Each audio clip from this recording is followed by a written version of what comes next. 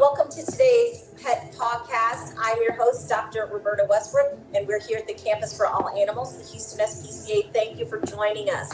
So today, we are going to talk all about your pet's eyes and vision. Sometimes we don't remember that our pets have a little bit of different anatomy and vision than humans do. And so we're going to talk a little bit about how to recognize if your pet has problems with his or her vision or the conformation of their eyes and what you can do about it. In the meantime, I want to introduce you guys to our pet of the week. Our pet of the week is Lilac. Lilac is a beautiful, about 1-year-old mixed breed female. She's spayed, she's current on her vaccines, she's healthy, and she is ready to find a loving home for her to live. And so Lilac is really, really sweet. She really comes out of her shell when she's on walks or playing in our play yards. She tends to be cautious a little bit, but once she gets around you, she warms right up, and she would make someone a wonderful, wonderful companion. So please come on down and visit her. It's always a good idea to come on down and visit with the animals that we have available for adoption. When you're visiting with them in person, you're able to see their personality. You're able to see them shine. And so we always encourage that. Please go to our website and look at the photos. But even if you don't see a pet that attracts you with the photo, that's okay. Come on down and visit with them. When you spend time with them, you'll be able to see their real personality. So we're open every day from 11 a.m. to 6 p.m. and we'll be glad to have you. Okay, so let's get started with all the information about your pet's eyes and your pet's vision, because there's lots that we can address here. So who has any questions? If you have any questions, please let me know right now. All right, so are the anatomy of a dog's eyes the same as humans, or do they differ in any way? So the anatomy of the dog or the cat's eye versus people. One of the big differences that we find in our pets versus human beings is the presence of what we call a nictitating membrane or a third eyelid. So we all know about our upper and lower eyelids, but dogs and cats have an inner eyelid here called the third eyelid, and it's usually not visible. It usually sits in the corner of the eye. Usually we will see the third eyelid be elevated anytime that maybe there is a noxious or irritating substance that's in the eye or coming to the eye, or if there's something irritating, the third eyelid functions not only as protection for the surface of the cornea, but it also helps to lubricate the surface of the cornea of the eye. The cornea is the most front part of the eye, the clear portion of the eye, and so that third eyelid helps to protect that sensitive cornea. In dogs and cats, again, we rarely see this, but in other animals like birds and fish, they may have this third eyelid, and sometimes it completely covers the eye and it's clear, and so they're able to see through it, and it protects them. For example, birds flying through the air, that third eyelid can come up and can protect them as they're flying through the air. Same as fish. Third eyelid, and it's staying there. This might be a hint that you should see your family veterinarian, because normally it should not be visible. So if you're seeing it often or it's staying elevated, see your veterinarian. Let's make sure that there's nothing going on with that eye. So yeah, when we see that third eyelid, is that cherry eye? That's a great question. So the third eyelid, again, is a flat mucous membrane that comes over the surface of the eye. Inside of that third eyelid is a gland. So we call it a third eyelid gland. Well, that gland will secrete tears, will secrete lubrication for the eye. Well, in some breeds of dogs, that third eyelid flips on itself. Very similar to sometimes as you're a kid and you rub your eye and it flips up and we can see the underside of your eyelid. Sometimes that happens with the third eyelid, and the gland will pop out, and what it looks like is a kind of a cherry, a red bump sitting in the corner of the eye. We call that a cherry eye. Now, a cherry eye is something that tends to happen in certain breeds of dogs like bulldogs, chihuahuas, poodles, cocker spaniels, but it can really happen in any breed. And sometimes it's just due to what we call laxity or a looseness in the third eyelid, loose cartilage that allows it to just kind of flip in and out. And sometimes it can be because of chronic irritation of the eye. Completely treatable. Typically, your veterinarian can do surgery to make sure that not only they flip that third eyelid gland back in place, but they can also suture it into place so it doesn't recur, even though in some cases it can recur. But the cherry eye is, again, a pretty simple condition, usually doesn't cause a lot of pain to the pet, but if you don't do something about it, sometimes it can rub against the surface of the eye and become irritating. So if you notice that there's a red bubble in the corner of your pet's eye, have your veterinarian take a look and see if it's going to be something that requires surgery to fix for good. And so obviously our pets, when we go to the doctor, they tell us, option 1 or option 2, which one looks better. Our dogs can have the same, eye test. So how do veterinarians test for vision, things like that? That's a great question. So if you're wondering whether or not your pet can see, or you notice maybe that your pet is having trouble with vision, what you probably notice is maybe your pet is running into things at home.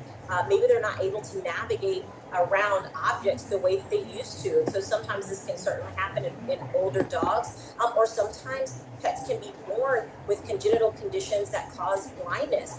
And you will notice, because your pet may not be able to follow you around a room, they may appear that they're following the sound of your voice as opposed to seeing you. Again, they may run into things as they navigate your home. If you're noticing those things, please see your veterinarian. They can take a really good look at the eye and see if they see any cause for potential blindness. But again, sometimes pets can be born with blindness. Sometimes it's related even to coat color.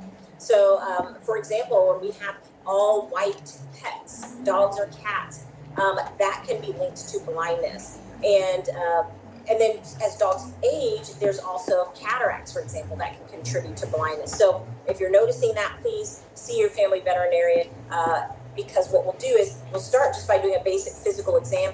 This is something that you've probably seen even at your human physician. This is an ophthalmoscope. So basically a kind of little instrument that helps us to look into the eye, and it allows us to see through the surface of the eye all the way to the back, where we can even see the optic nerve, we can see the retina, we can see some very important parts of the eye and determine if there's anything going on that's affecting your pet's vision.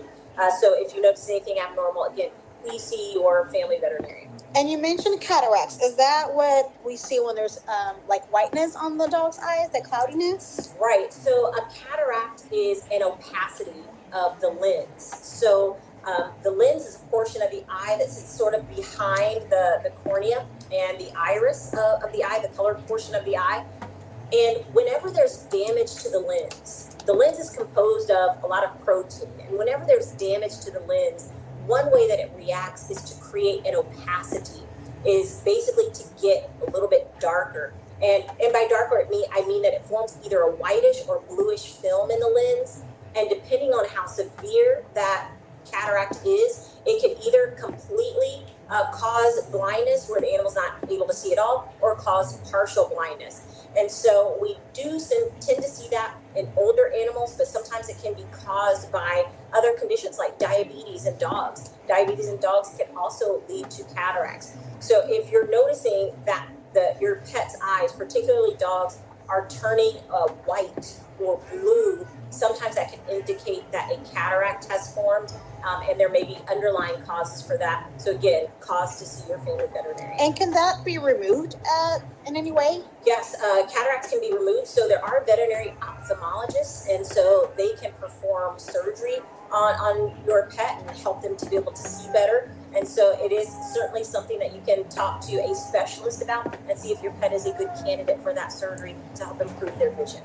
And just cataracts get confused with something else as well that's somewhat similar? Yes. So, cataracts can absolutely cause blindness. But there is another normal old age change that occurs in dogs as they get older. And it's called lenticular sclerosis or nuclear sclerosis.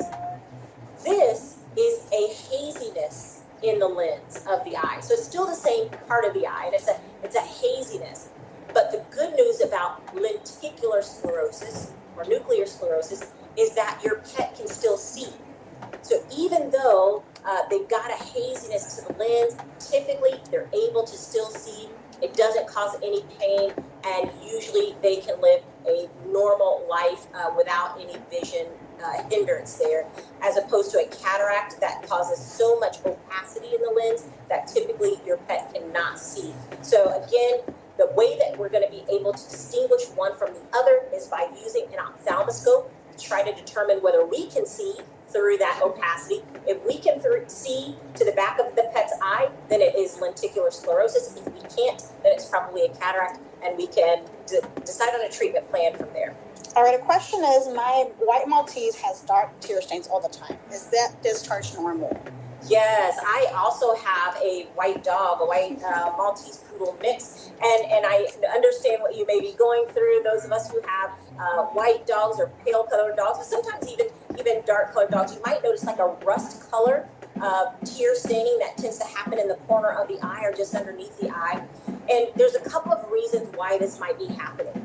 What's happening is the tears that are produced in the eye are falling onto the face. You may say, well, why are the tears falling onto the face?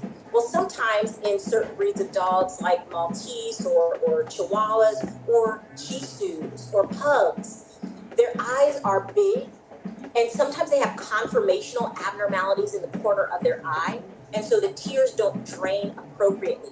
Tears fall onto the face and stain the face instead of what they should do. What tears should do is they should travel through a duct. There's a tiny little duct that goes from the corner of the eye down to the nose. And so that's how tears usually drain from the eye. But if their conformation is abnormal and that duct is either plugged up or narrow or somehow obstructed, tears will fall onto the pet's face and not through the nose, and then it'll cause staining because of a pigment in the tears called porphyrin, and that will cause that kind of red rust color. So, there's lots that we can do to prevent that and try to clear it up. But the first thing I would still say is see your family veterinarian, because what they're going to want to do is see if there's some obstruction to that tear duct and clear that obstruction if possible. But you can buy over-the-counter wipes for your pet that you can use every day to try to clear up that discharge. And you can reverse that staining so that they can have a nice white coat again. But it takes diligence to try to clear up that staining as it's a chronic condition. And we heard of entropion in dogs. What is that? Entropion is a condition where the eyelids, either the upper or the lower eyelids, roll inward. So you know that we have eyelashes on the upper and lower eyelids. Well, entropion means that the eyelids are rolling in, and as a consequence, the eyelashes are rubbing on the surface of the cornea, which is a very sensitive part of the eye. It's the clear part of the eye. So the eyelashes will rub on the cornea, that they will become irritated, and sometimes it can cause scratches on the cornea that are very painful. So you might notice with entropion, if you're noticing it, what will happen is the dogs might be squinting. They want to close their eyes because it's so painful, and they may have a lot of discharge, green, yellow discharge in both eyes because of the irritation from the eyelashes. If you've ever gotten an eyelash in your eye, you know how irritating that is, and you want to get it out right away. That's what's going on with entropion. They've got eyelashes rubbing against the cornea. It's irritating, and they're trying to squint to protect their eyes. If you notice that this could be happening, it tends to be more common in dogs like Chow Chows and Shar-Peis, because they have a lot of wrinkles, very adorable wrinkles on their faces, but sometimes that causes their eyelids to roll in. And the way to correct this is with surgery. So your veterinarian can perform this surgery. It's usually a pretty straightforward surgery, and they can roll the eyelids out and suture them in normal position, and your pet will have pain-free eyes from there on out. So yes, entropion, a common condition, typically happens even in young dogs. All right, so my dog loves sticking their head out the window. Should they wear eye protection? Well, I think that's a great idea. It certainly would be cute if your dog had some goggles that they could wear as they're traveling with you. So when your pet sticks his or her head out the window, they're enjoying the wind, they're enjoying the breeze, they're enjoying the sights and the sounds and the smells.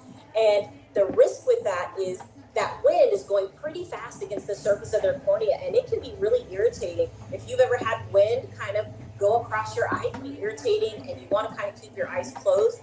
So for your pet, in order to protect them so they don't get debris in their eyes, sometimes goggles can be a very good thing. You can look online and look for lots of different brands of goggles.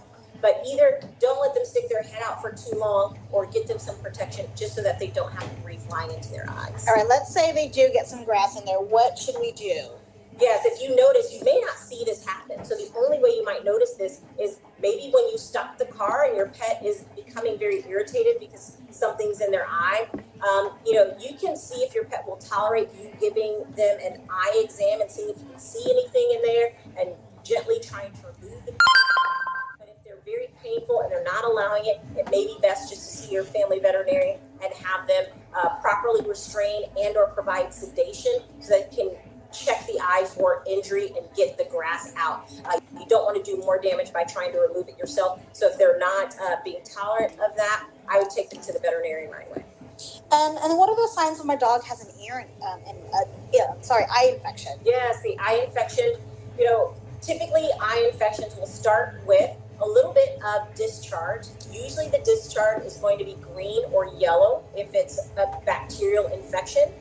Sometimes viral infections can cause discharge as well, but they tend to be clear, a lot of teary eyes. But green, yellow can certainly indicate infection. And then sometimes the white part of the eye or the conjunctiva turns very red. So they have conjunctivitis, they have epiphora, which is tearing, a lot of watery eyes, and they may have discharge, green or yellow discharge. So if you're noticing this, again, this is a time that you should see your family veterinarian so they can diagnose what's going on and what's causing that infection and give you the proper medication for it.